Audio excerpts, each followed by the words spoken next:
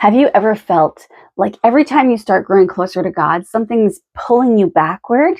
You try to go deeper, you try to stay consistent, you try to build discipline to spend time with God every single day, but something keeps stealing your ability to actually grow roots.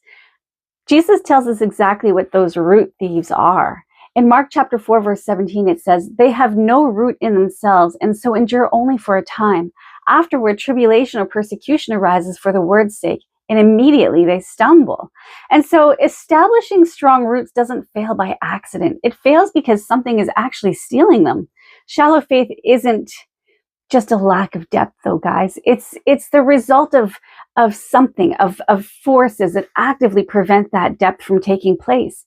So here are the things that steal our roots. Okay, first, there's inconsistency.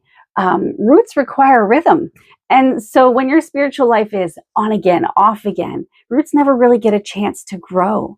Then there's emotional dependency. And so if you only see God when you feel him, your roots stay tied to that emotion instead of the actual truth of who God is, right? Then there's distraction. A distracted heart is a shallow heart. Roots can't grow in a life with no stillness, which brings me to the next one, busyness. Busyness is one of the enemy's most effective root killers, right? It keeps you active, but most likely spiritually empty, right? Then there's offense. It hardens the soil of our hearts and it blocks that downward growth of our roots. You can't stay offended and stay rooted all at the same time.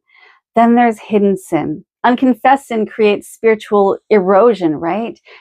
It weakens the soil from underneath. Then there's isolation. Roots, when they grow, they connect, they intertwine. And so when you isolate yourself, your roots lose the strength and support that they need, right?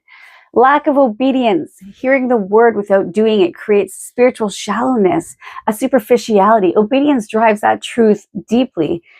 Spiritual passivity, roots grow through being intentional. So if you're passive, your roots are going to stay weak. And then there's constant uprooting, starting over and over again, new plans, new commitments, new bursts of passion. These types of things prevent our roots from ever settling, right? Therefore, they can't grow deep.